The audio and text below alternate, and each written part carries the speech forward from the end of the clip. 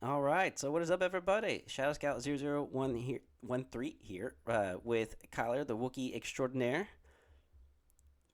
How would you? Hello. Yeah. Um, he is the guy that we had our Wookiee discussion list and went 3-0 at the Crucible tournament. And today we're just going to kind of talk about the competitive style list building and building a list specifically that's going to be a little bit more competitive than what you would do at home and the thought process that goes kind of behind it. So if you haven't already, you can head to the Patreon and there you're going to be able to get, videos there early and just kind of check out all the other stuff that's on there now. Plus, you can help the channel grow and help with the giveaways. And also, if you haven't already, you can head to the Discord, and there you're going to be able to just kind of talk about anything you'd like. We've got different, TTS events and just people looking for games. We've got hobby stuff where if you're, working on anything, you can just kind of feel free to post all the different stuff that you're painting. And other than that, yeah, ask questions and get some help from us.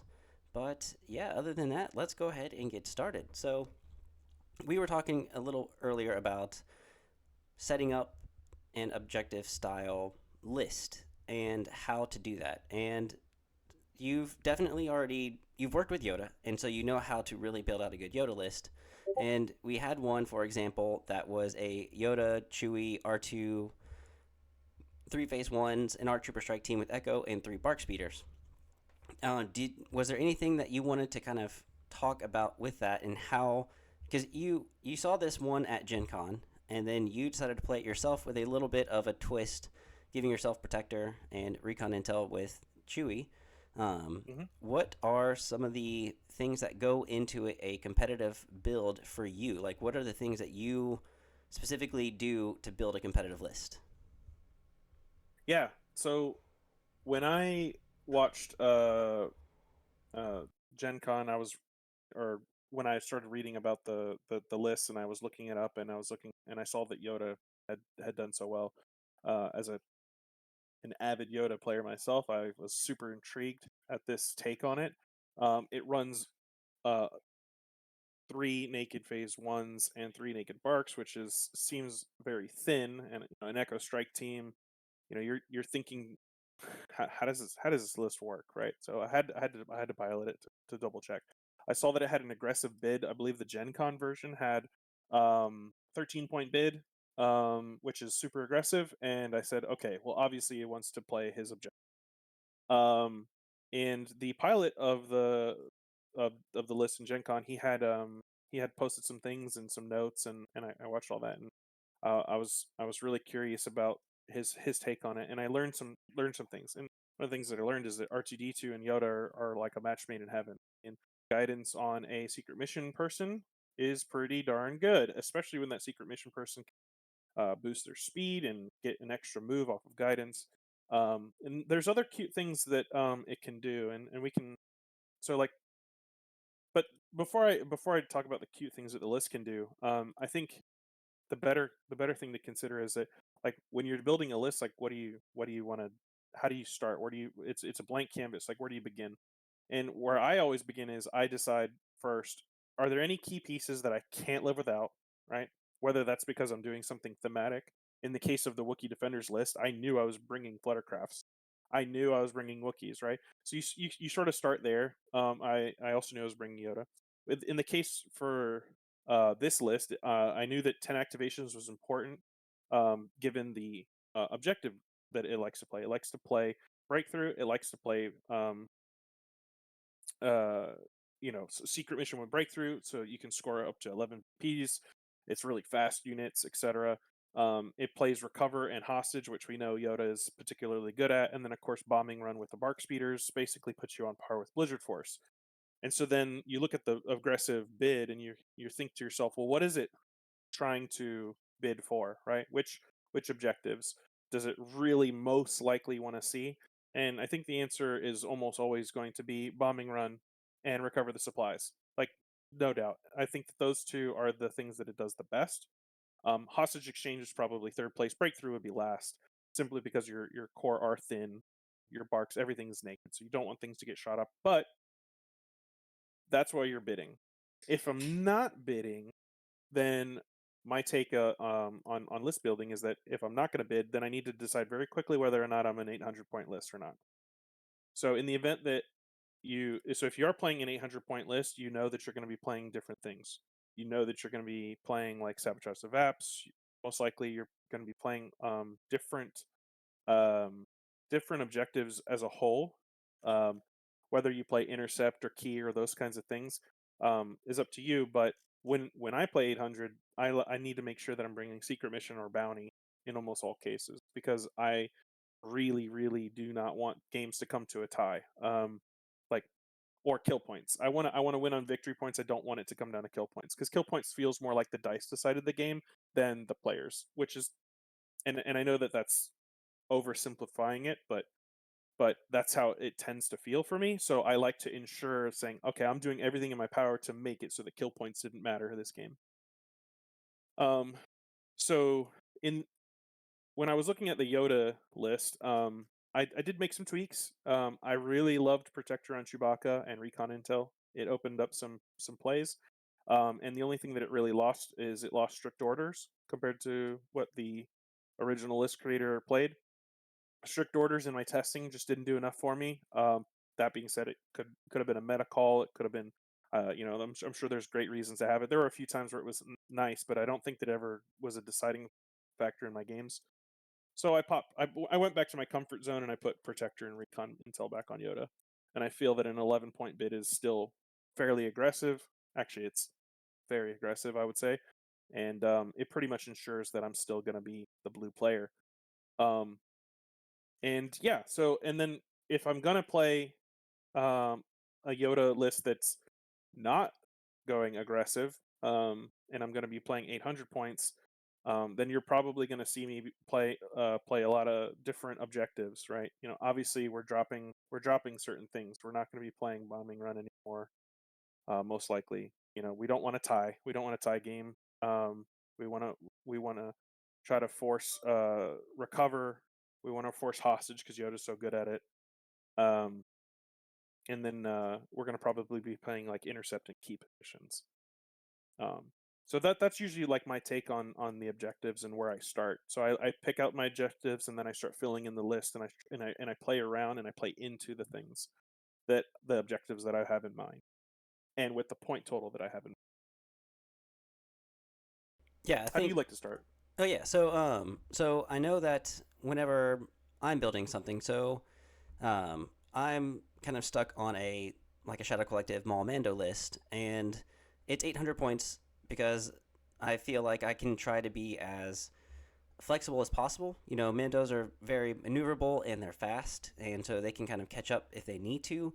You know, speed 3 is almost 8 inches, and so you can move basically a little over 15 inches each time, and then with a range 3, that's another 18, yeah, 6, 12, 18 inches. So you'd be moving almost 8 and then shooting up to 16. But yeah, they've got a really good range. They can maneuver really well, and Maul's got 3 actions he can usually take.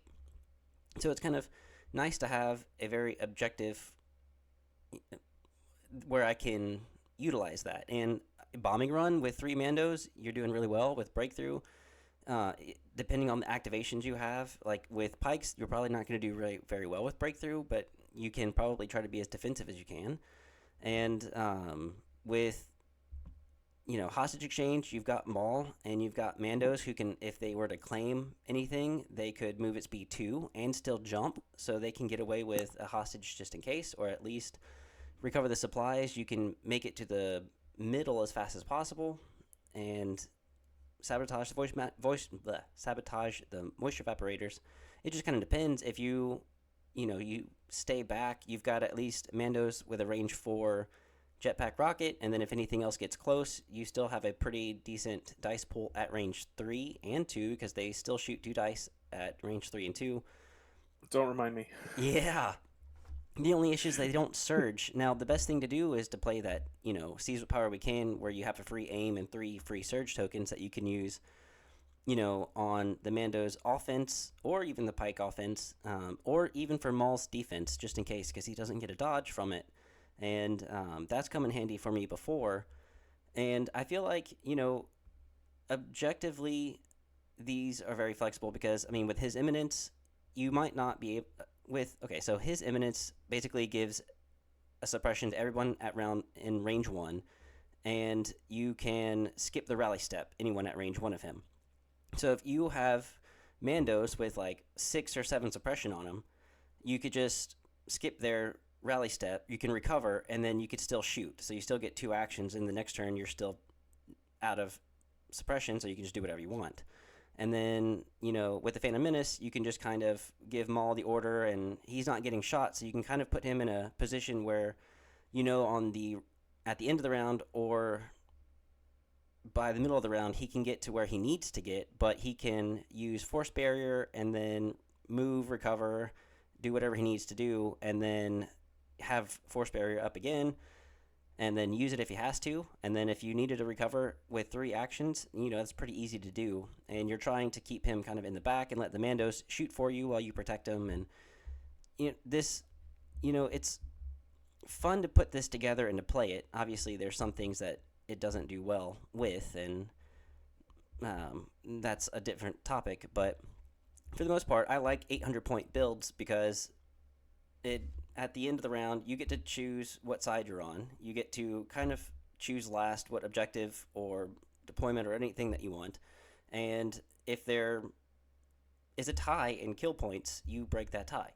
Now, I don't like ties either. I like going for victory points because it's a game. I want to play and have fun. I don't want to just come down to kill points and rely heavily on that.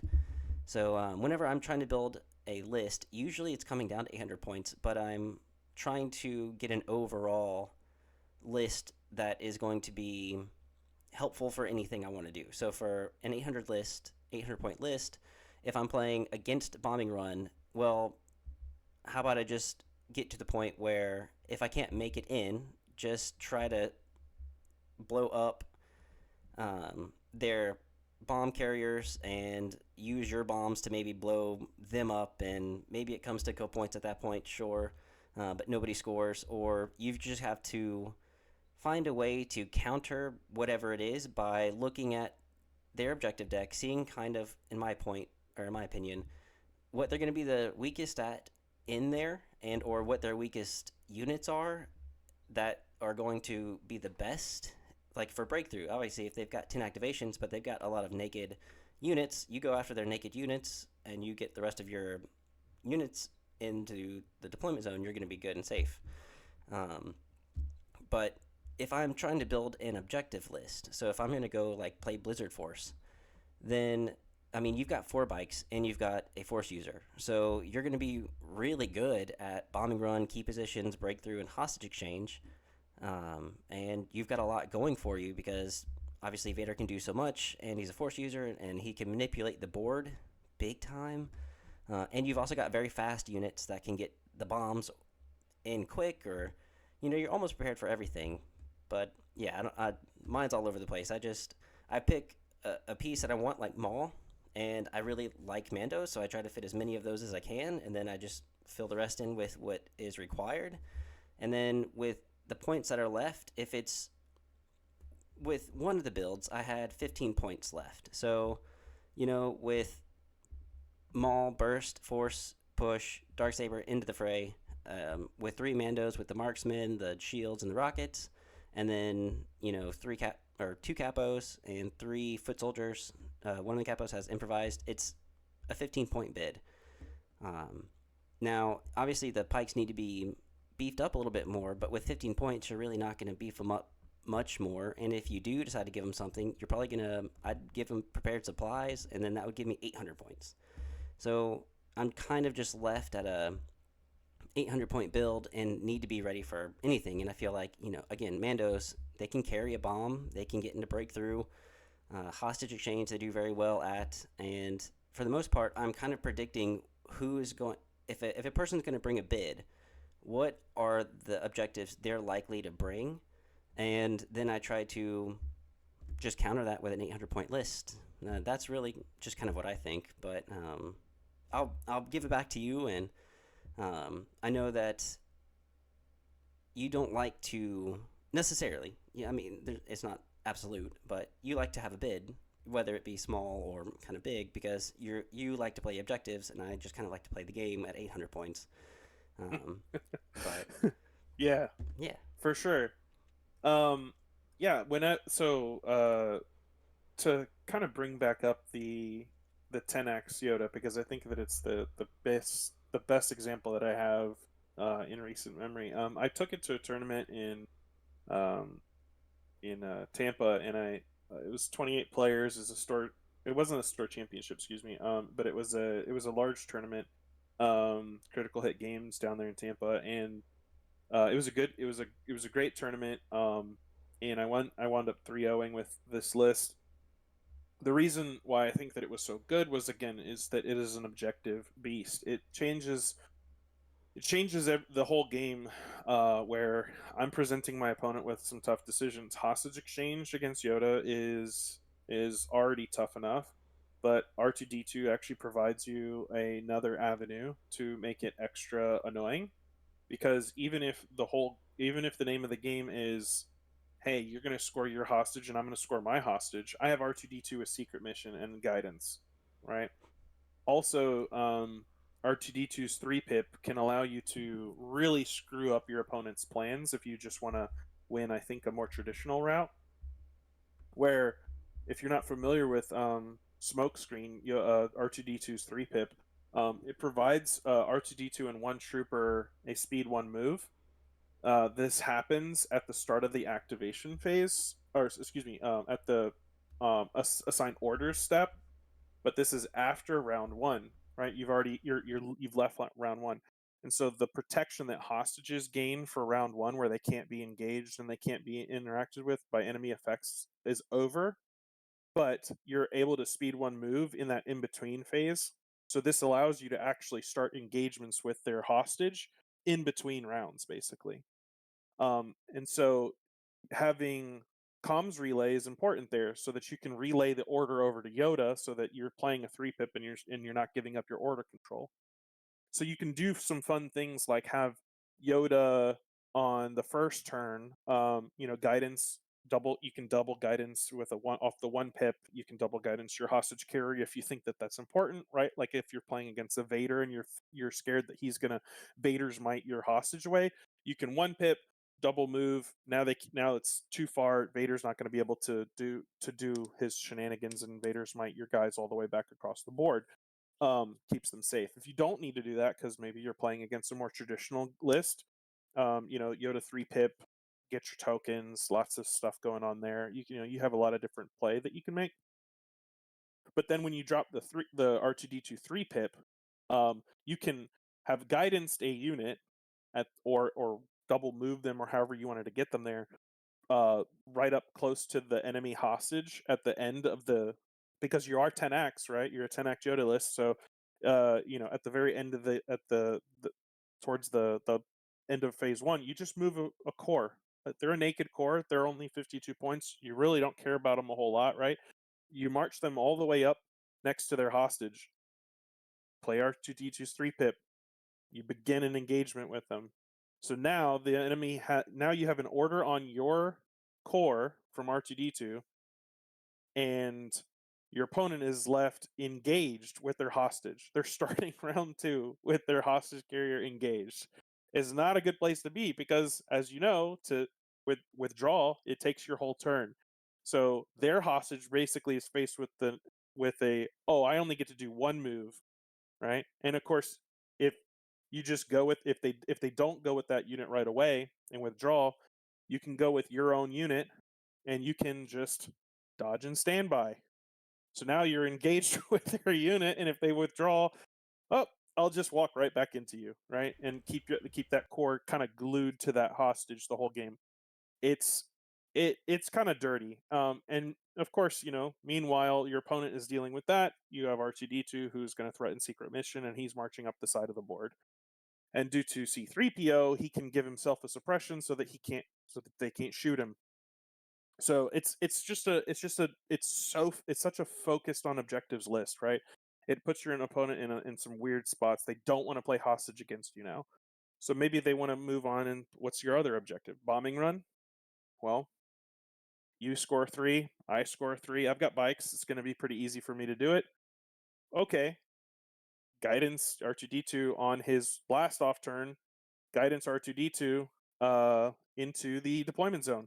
He's a speed 2 unit on that turn on the 1 pip, and because of comms relay, Yoda still gets his token. Yoda's always going to have orders, basically the whole game, right? Because of comms relay, and Blastoff will give you the suppression that you need so that R2D2, when he's ready to go and peek out, he can't get shot. So now bombing run becomes a what? How are you going to stop my secret mission? Oh, and also, how are you going to stop my secret mission when Yoda is over here threatening to just jump into your lines and lightsaber up anything he needs to? What's next? So you probably don't want bombing run. Recover the supplies. Well, if anybody's seen my game from Crucible, they know that Chewbacca plus recover the supplies equals turn 1 box in my end zone. The center box is going to move, and it's going to move really fast and far.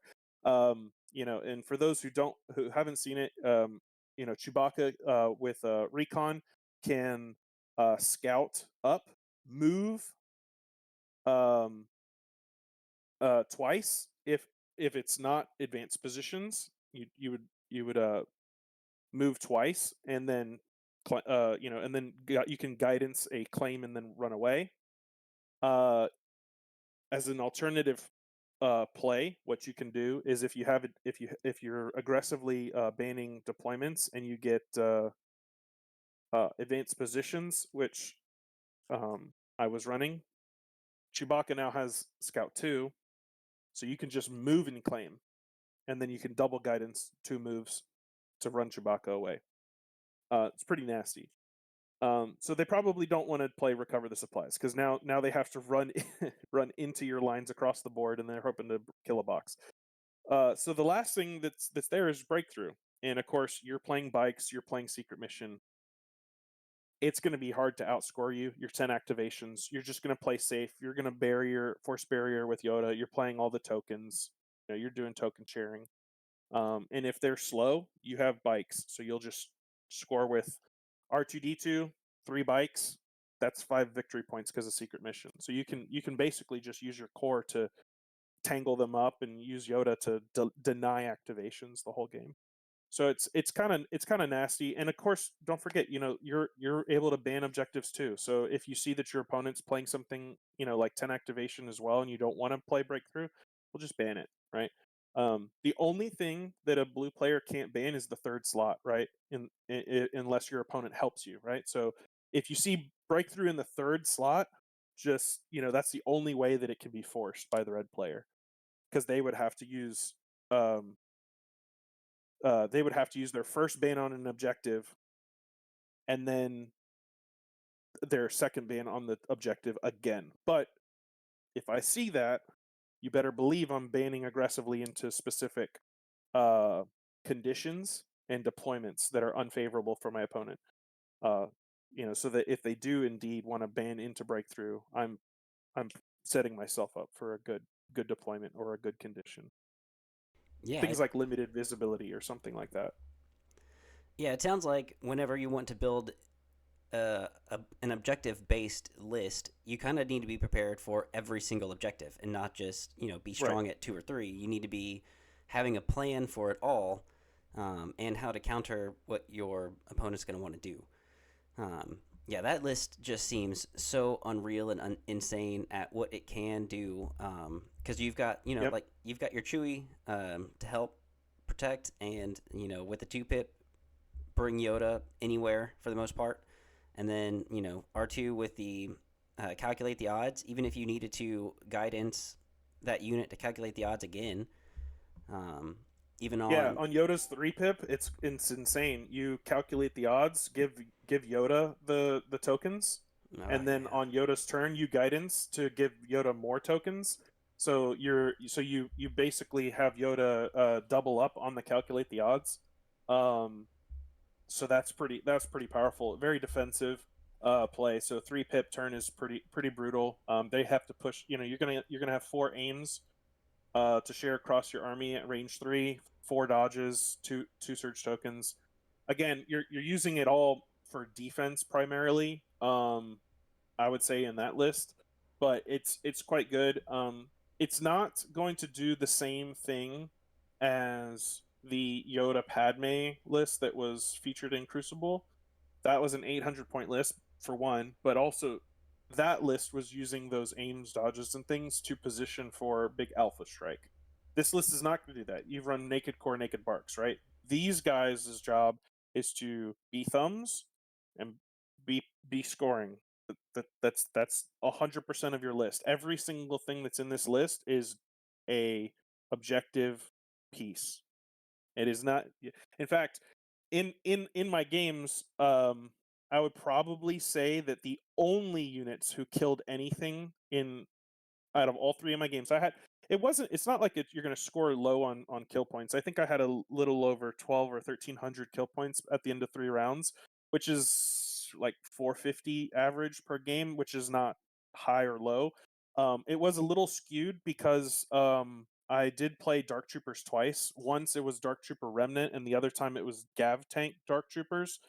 But I was able to force bombing run against the Gav Tank one, and then win with secret mission, and then because I knew that um, again, not seeing breakthrough in the third slot, I banned it right off the bat. So I banned breakthrough, and I knew that he couldn't beat me on hostage recover. And I excuse me, I banned breakthrough recover on that. And I knew that he couldn't beat me on breakthrough or hostage because I would just win on the ties. Um, Never play recover the supplies against Gav Tank Dark Troopers, by the way.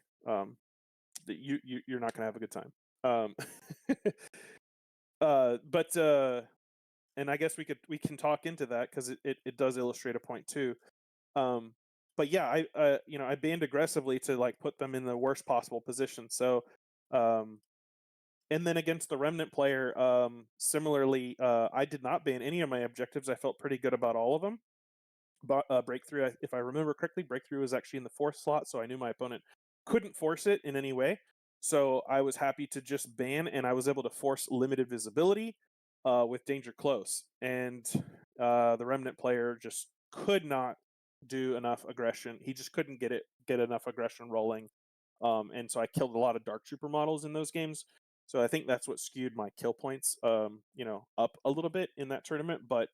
Um, but Yoda is almost entirely the reason why I had any kill points at all. I make no allusion to the fact that when I play Yoda, I want to swing the lightsaber. I want to be fighting things. I know that he's amazing at guidance, and I probably I have to give my hat to him that using guidance is almost always better than swinging the lightsaber on Yoda.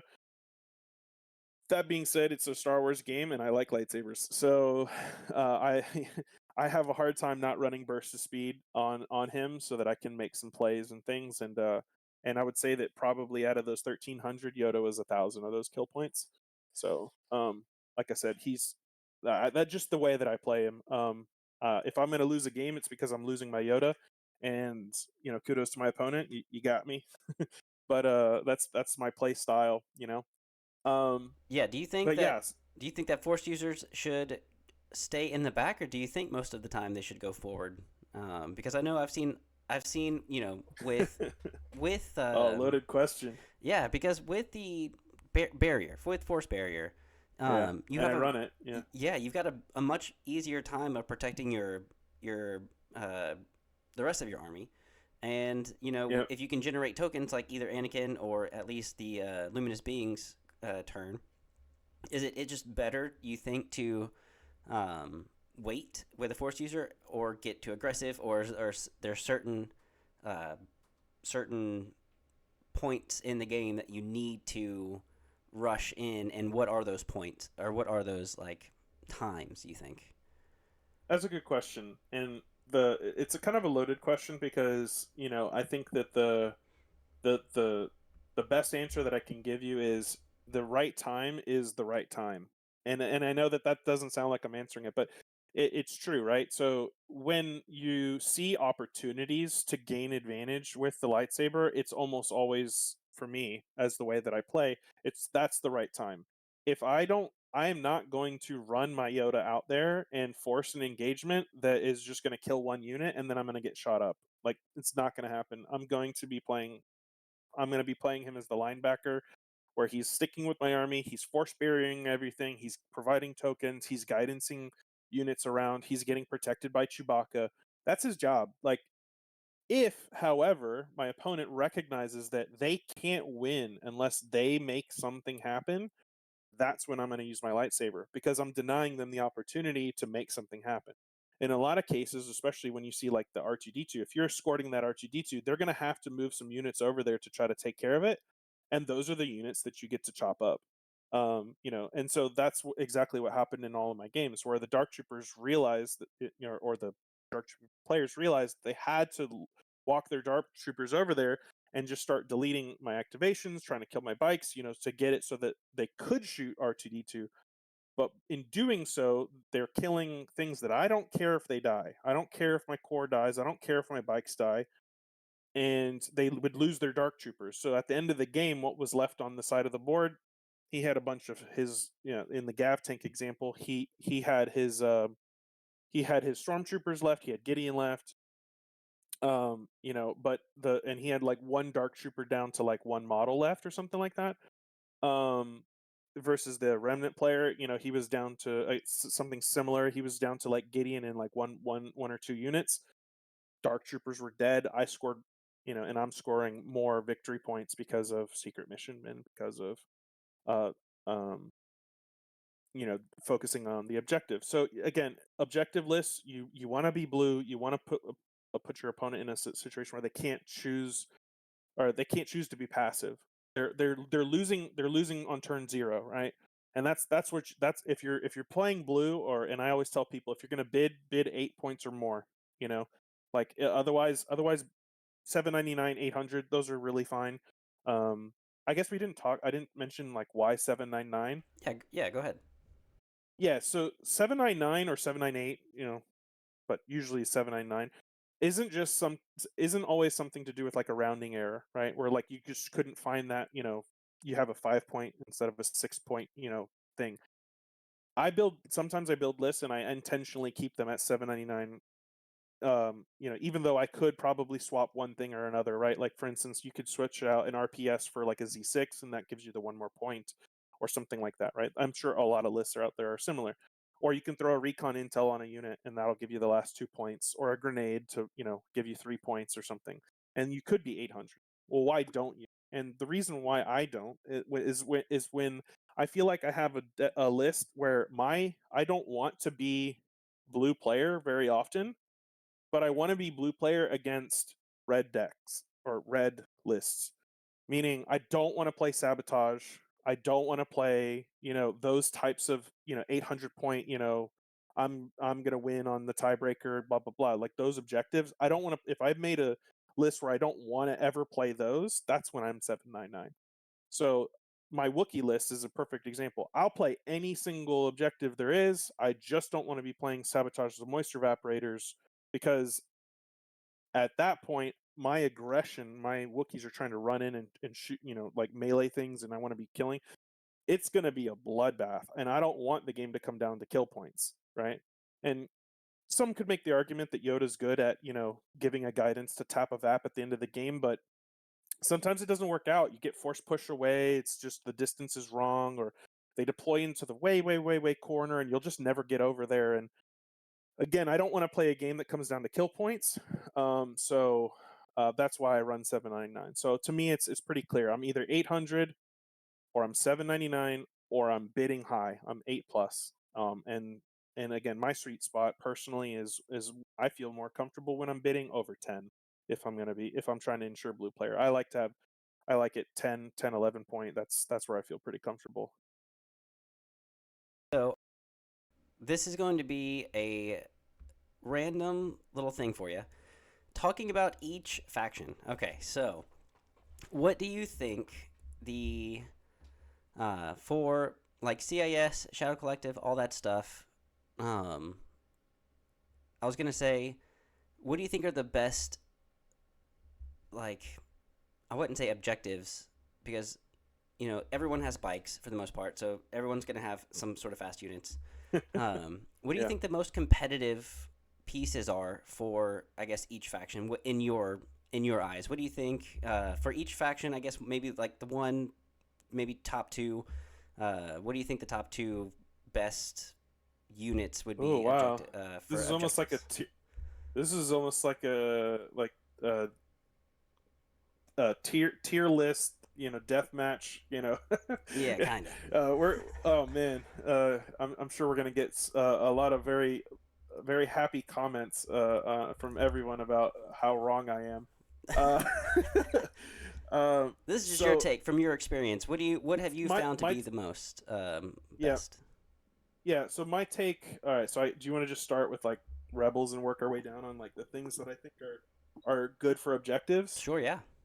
Yeah, so I think the best objective list for Rebels, where it's focused heavily on objectives, is Ewoks right now.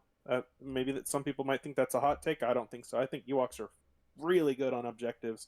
They can bid and still have an incredibly high amount of acts that just do some really ridiculous things and put you in some weird places. It's a skew list, so either you can handle that number of bodies or you can't. Hmm. And yeah, it's wild whenever you watch an Ewok player like show up and just set down that many models, and there's just like, yeah, tons of things are dying. It's okay. Right. Um, yeah, because they're like, I'm playing my deck anyway, right? Again, they're like 10 plus, on their bids in a lot of cases. So yeah, I would say Rebels is Ewoks, hands down for me. Empire, it's not surprising. I think the best objective list in Empire is Blizzard Force. Darth Vader is Darth Vader. I mean, what else do you need to know? Like they have speeder bikes times four, brutal, Yeah. right? Like, yeah, throw bombs on those, breakthrough, easy peasy, you know. And then Darth Vader is just Darth Vader. I like the list that was in Gen Con, or no, Nova, excuse me. Um, I like that list a lot. It's probably the Empire version of Blizzard Force that I'd play if I ever finished painting my Empire stuff. Um, and I like it because it's really focused around Darth Vader and keeping him alive and healthy with med droids and an aggressive bid, 12 points, ensuring that you're the blue player. Um, for Republic, I mean, I, I don't think anybody would say that there's anything better than Yoda in the Republic for objectives. Like I don't. I mean, it's like Yoda is probably so good on objectives in Republic that everything skips from S tier down to B tier in comparison. Now that wouldn't be my tier list if I didn't have Yoda, right? Like I would have there would things would be adjusted, but like it's almost like a weighted. Like you have to put. I feel like you have to put a gap between Yoda and everything else because it's so skewed. But I'm biased too. I'm a Yoda main. Um, but that's my take on it. And then Separatists. Oh man, my heart wants to say Cad Bane, but I don't think it's true. Yeah, I was gonna almost say CAD with the just with being able to get out of a melee with his gauntlets, being Yeah, able to kind of his 3-pip, being able to divulge it into the middle and basically start on an objective because you're not deploying on the objective, if I'm not mistaken.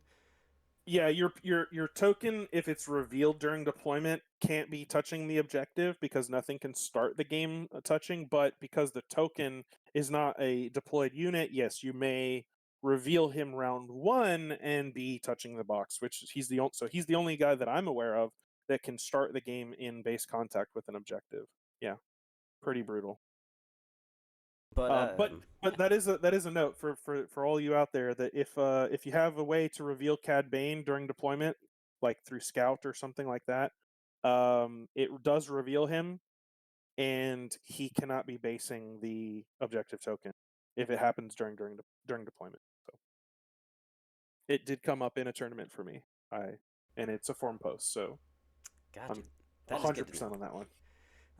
Any other one for CIS? I know I just kind of interrupted you on that one. Yeah, so my no, you're fine. Like I said, my heart wants to say Cad Bane, but honestly, I like Asajj a lot, and well, Asajj Triple Magnus specifically, the which is or something like that. But yeah, I don't know. I really like. I think that Asajj is just like the she offers a lot of like killing potential and stuff, and she just allows your CIS to kind of gunline like crazy, and because she can flank and go around the side, and she doesn't even she just has that alpha strike turn, which just kills a priority target or something like that. So I think that she's quite good. Whether that makes her the best for objective play is arguable, but like again, I think if I had to pick between CAD and Asajj, I might pick Asajj, even in a list where I'm still focusing on objectives. Also, I think there isn't that one thing that we can say is that while Cad Bane brings bounty and some things to the table, he doesn't have force push, and that you know that's something to think about. Yeah, I feel like with And then competitive lists, you kind of mhm. need a force user, and most of the time, I feel like there Yeah, are I would say that exceptions. the only lists that get away with not using a force user are like Iden lists that are like incredible, like sniping power, like blast you off the board from a million miles away and have bounty and all that good stuff going for them. Like Bosk Iden or something like that, or Boba Fett Iden's probably a little better to be fair. Yeah, I've got an 11 act Iden list. It's Iden Inferno with two snipers, and then it's got the two shores with the T-21B, a mortar. You've got a generic commander just in case she needs to infiltrate for any reason, and then three bikes, and it comes out to 11 activations. Yeah, that's kind of nasty. Yeah, Yeah. but I definitely could see something like that being a nuisance. Again, you just missing the force push, so there's gonna be every now and again you're gonna feel a little bit caught. Um, but sometimes the 11th activation makes up for it. That's another thing to think about too, I guess, that I didn't mention. But like activation count is when you're bidding, you're usually not at you don't have the luxury of like getting a lot of activations in if you're going to bid. So like keep that in mind, like as you're building your lists, what activation count you want to stay at. Um, and then I guess last but not least, certainly not least, because it's one of the best in the entire game, is Shadow Collective Maul. Like I mean, that's the answer, right? Like Shadow, if anybody said anything else, they'd be sorely mistaken. Shadow Collective Maul is insane. Three actions on a user with force push is it's just bananas good. oh yeah, Yeah. I've Who loved else him. can move to and pick up a box? Exactly. Or even move, pick up, and then move. That because there's some Yeah. instances where you're trying to hide behind a building, and then the box is just right on the outside, and then you want to kind of move to grab it. But if you were like Vader, you'd have to move and then claim, and then that would be you'd be stuck out in the middle of the and yeah, you're kind of screwed. So Yes. yeah, Yeah. just having those three actions to kind of choose between what you need to do is, I feel like, better almost than having relentless or charge, because you still have Yeah. relentless or charge technically with that third action, but you can kind of manipulate the objective or what you're trying to do with the objective a little bit better. And Yep. that's just why I absolutely love Shadow Collective Maul and try to build stuff around him. And that's why I had the Mandos, because they also have the same affiliation as Maul. So they have the Courage 3 value of Maul, his courage, and then the way that he can protect them with Force Barrier and let them. They have Force Barrier and then shields and then possibly dodges. And, I know necessarily that Rook isn't that popular, but at least with Retinue, if you did have situational awareness on her, if you give her an order, you get two dodges, you've got two shields, and then you've got force barrier to protect her, and that's a possibility of canceling up to 8 hit crits in one dice pool. I think if you're gonna play her, you're definitely running situation. It's 4 more points, but it's gonna keep them alive so much. Yeah, and she's And when got she's an when extra she's the health. last model, yeah, when she's the last model, you actually, oh man, she's so good even by herself. Yeah, and with that extra health, you've got a 5 health Mando unit, which is also not that bad, especially for objectives, because, being able to load her up with dodges and still keep Maul next to her, she's not panicking, she's protected at least, maybe at least once with Force Barrier, possible twice, and then if she loses her shields, I mean, she's still good. I just feel like a lot of people don't want to play her because it's better sometimes to have that marksman, because without surging, I rolled let's see. I went with Rook today and tried to finish up a game that I had started yesterday, and it was 11, no, 10 dice because you have four with her, and then you've got three others that were rolling two each. So that's another six. So that's 10 dice. I rolled a crit and a hit out of all of those, and the Oh rest were no, blanks. So no, it's just like, and then he winds up saving no. it. So, Wow. or possibly Yeah, yeah, saving of it. So, course. I mean, yeah, salt in the wounds, right? yes. Yeah. So there's good times with them, but then super hard times. Those black dice are 50-50 every now and then. So, um, yeah. But building, I feel like an objective based list, you kind of need to know what you're gonna play objective wise, and then Yeah, possibly build around that. Unless you've got a specific unit that you're really trying to put on the board, maybe like say Vader. And then you look at the objectives he's really good at, and then you pick those, and then you try to build a list around that with a bid, and that's how I feel like you can get a really good competitive list. Other exactly. other than that, like if you're going for 800 points, you need to be cautious. Like you know, can I play bombing run or can I play sabotage and still come out ahead? Um, it's I don't know. Sometimes I feel like Yep, it's just because as the red player, you have to remind yourself that you have the 1 in 4 chance, right? That the objective that you hate the most is in the third slot, and you can't ban that. You can if your opponent doesn't help you. I mean, right? mm, If they recognize that oh wow, if I got bombing run, it's in the third slot, and and you're the red player, you're going, oh no. Like that's not good, right? Because you can't well, excuse me, I said that wrong. If you're the blue player and you're trying to get something to the third slot, um get something out of the third slot, you have no way to do it as the blue player. The red player can force things to the third slot. That's what I meant to say. So, but as the red player, sometimes you do need your opponent to help you to get through all of the bad stuff. So, I guess what I was trying to say is that whenever you're red, you need to just say, okay, I have to have a game plan up if I'm going up against objective focus lists that are going to be throwing things like the Yoda list, where it's all four bad for me or except for one or whatever, and what happens when I don't get the thing that I want in the slot that I want, right? So that I can ban effectively into it.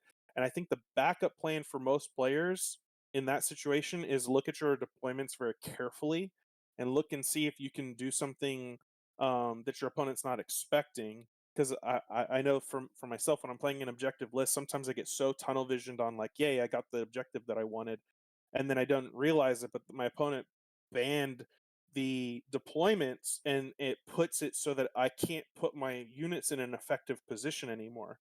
That happened one time where I almost lost a game just because of that, right? Where my opponent uh, banned into disarray, and disarray kind of flips the script because it puts you into the opposite corners, which is fine, because I can put in my list because I could put barks in one corner or whatever, and it didn't matter. But the problem is that it changes the corner that you deploy in, right? Because you're split and then they're split, and uh, the two corners that he gave me, because he got to pick the edge, had no cover whatsoever that I could hide behind. It was just like, so that means like if it meant that if he was able to get banned into something like bombing run, I would have nowhere to hide and my hostage would just get shot up. Meanwhile, he had a nice big old rock that he could hide behind. So that's the thing that I try to tell people is that like if you see a situation where you know that your opponent's going to ban, like you can't ban out all the things that you're bad at, take a good hard look at that table and see if you can put your opponent in a position. That game was a nail biter. I did wind up winning, but again, it was not. It was not as or it was far closer simply because I didn't have the terrain advantage that my opponent did. And kudos to him. Like that was the out. Like he played right into it and did a great job recognizing that disarray was going to be terrible for him. So yeah, that's what I always tell people. Like if you're 800, That's how you have to approach your ban phase. Is look at the like side of the table that you're either on. Now, when you're picking the table side, you're picking. You have knowledge of all of the deployment. Yeah, so you can bring the. I always ask my opponent if they show me the cards, and I walk over to the table and I set them out, and then I kind of like flip them as and just kind of like visualizing in my head, like, okay, do I want it this way, this way, this way, this way, and I kind of keep flip flopping and taking note of like because you should have already talked about terrain. Like you know what's heavy cover, you know what's line of sight blocking, you know what's not. You should know what the table already is set up with. So then, as you're flipping that card, you should be able to take a mental note and say, okay, if I orient it like this, oh, okay, that's going to give me this edge. Oh, I really like that because this maybe this house is over here or something. Yeah, Okay, yeah. You yeah, should always bring the cards over to the table. Yeah, you know, don't make that mistake. I think a lot of people rush into it. They do their cards and then they walk over there. And also, I think as the blue player, that's a mistake. Don't let the red player pick the table edge after the fact, right? Um, like you know when you're blue player and it's decided, you say, okay, which table edge would you like? Here's my cards, and then they look at them and then they pick. yeah. I think that's very important for the red player to kind of be aware of. If you're going in as red player, you need to make sure that you're going in to look at the table and decide, what side you really want and what objectives it could be the best for you out of the ones that they have. Because they're going to be. I feel like blue player tends to be a little bit aggressive because they want those objectives done because that's what the list is based off of. Yep. And as red player, anything to do to disrupt that blue player's plan, or just at least one unit is all it takes. Just taking care of one unit for bombing run, making them drop the bomb, and now the red player basically almost has an advantage if they still have all three of theirs. Yep. And with recover the supplies, like if you can at least make sure that you deny the blue player that middle objective as early on as you can. I feel like that's the best thing to do. Figuring out how to counter these objectives, I feel like, is a very important detail that each red player has to make sure that they understand. You need to go through each objective, and you need to figure out the bare minimum of what you need to do in order to win. And for the most part, for sabotage, that's just sadly, it's sitting back and waiting for the blue player to make, or the person who's with the least bid, let them come forward. Yeah. And then with, bombing run, taking care of just at least one bomb and then forcing them to go pick it up. And then with breakthrough, as red player, I think being defensive is not even that bad because if you're going to win on kill points, then fine, sure. Yeah.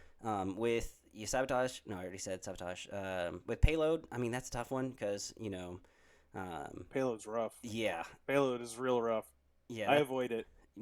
Terrain dependent, right? Yeah. Your opponent can have a piece that they go, okay, you got to walk it way over here, and then and you're just like, oh, the only other piece of terrain that I can choose is right next to your deployment zone, or way easier for you to reach. Yeah, I avoid payload. That's a personal thing for me. That's another reason why I like being blue. So. I don't have to worry about it because it's not in my list. Yeah, because I feel like with payload, you have to make sure that you either have more activations so that you can stop their payload, or just try to go for attrition and do your best to get rid of as many of those units as possible. And then you've got, we've already talked about recover. What else is there? Hostage. Hostage. Oh, yeah. See, now for me... Don't play hostage if you don't have force push. Yeah, exactly. Now, with even hostage exchange, as long as you have got yours in the deployment zone and you have theirs outside of the deployment zone, even if they have it claimed, that's still an extra victory point for you because it's 2 victory points for being inside versus 1 victory point for being outside. So if you can just, as a red player, just only specifically attack the hostage unit or get into positions with that's fine. That's how I like to play, is to just have them fumble the hostage and have them try to keep picking it up.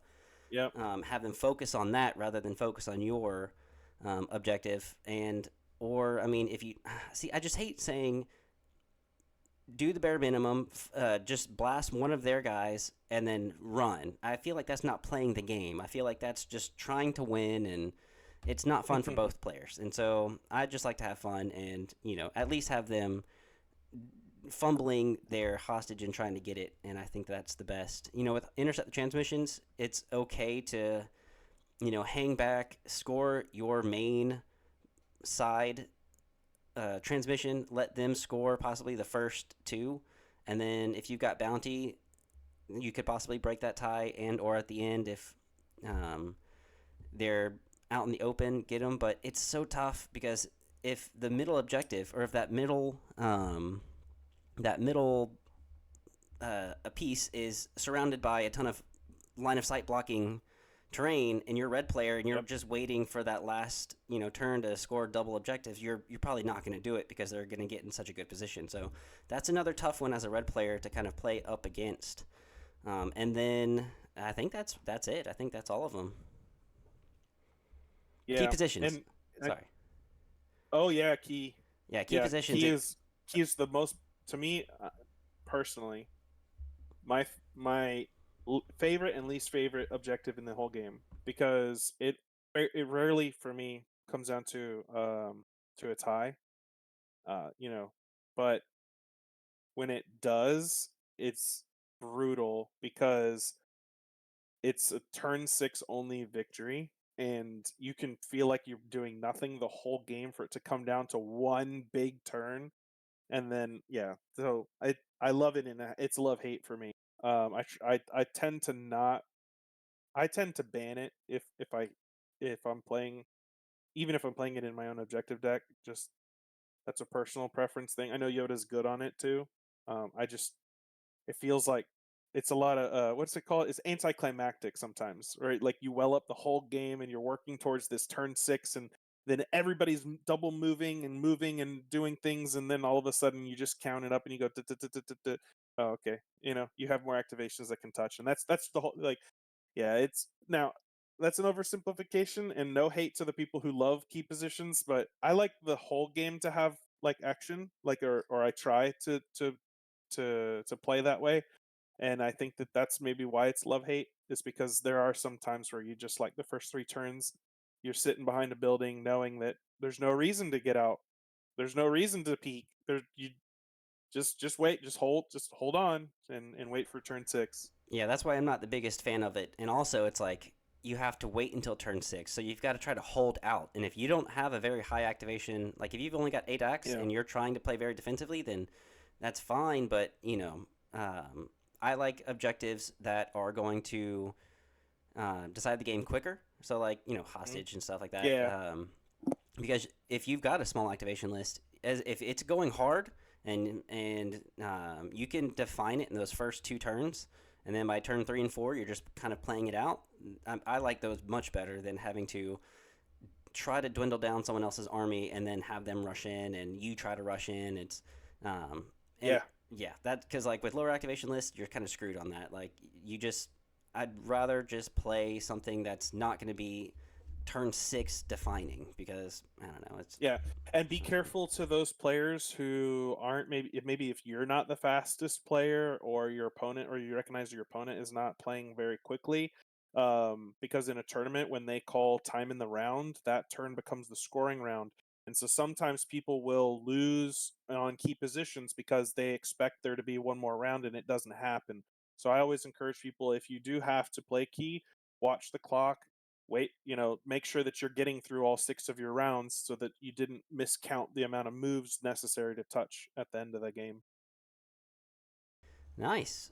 Well, I think that pretty much kind of covers majority of all the objectives and either trying to figure out, what to do as a red or blue player and um, the certain advantages of being blue player, being able to bring a objective list that you like, that that your list is good at, and forcing your opponent to try to play it, and or being red player, being ready for anything and making sure that you've got a plan to counter whatever it is that's out there, and making sure that you're because last thing is like I almost feel like force users and bikes are the best in a list because that covers majority of the things except for intercept and You heard it here, sabotage. folks. Play Yeah, Blizzard.